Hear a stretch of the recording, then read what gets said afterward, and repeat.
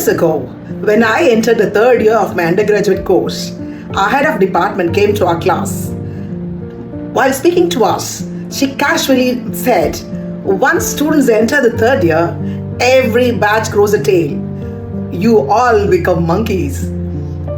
She meant we would become more difficult, more questioning, harder to handle. Something in that question bothered me more.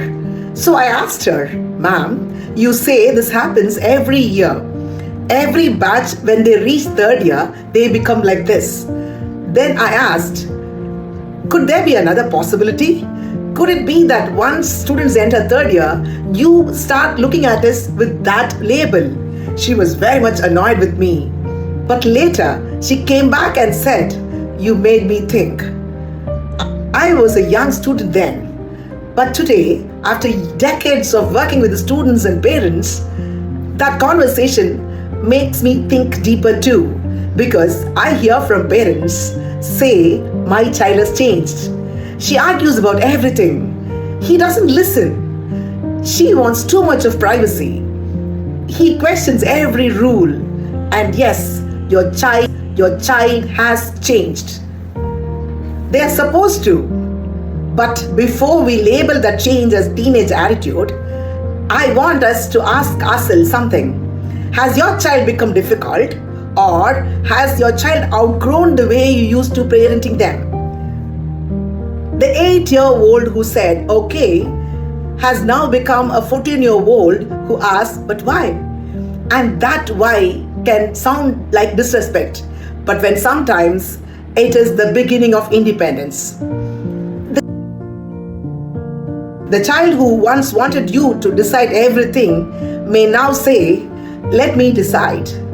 The child who told you every tiny detail may now close the door and want some privacy. And our first thought can be, my child is moving away from me. Maybe not. Your child may not be moving away from you, but they may be moving towards themselves. And that's where we have to grow too. Because the parenting that worked beautifully when your child was 8 may create conflict when they are 14. Not because you suddenly became a bad child, nor you became a bad parent. Relationship has entered a different stage. When they were little, we managed much of their world.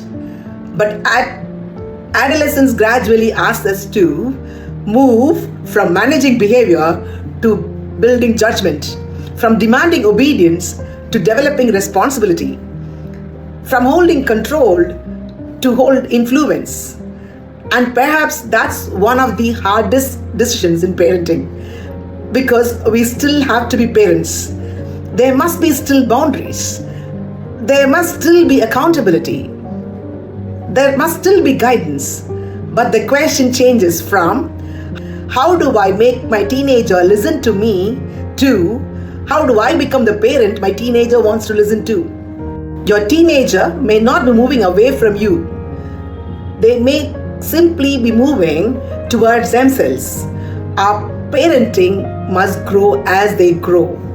So today, don't begin with your teenager. Begin with yourself.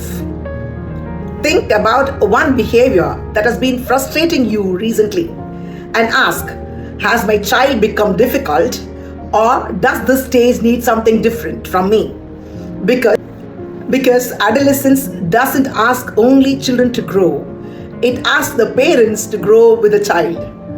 And over the next few days, that's exactly what we are going to explore together. We will talk about behavior, silence, disagreement, boundaries, independence, and the difficult transition from managing our children to preparing themselves to manage themselves. So if you are parenting a preteen or a teenager, stay with me till the series.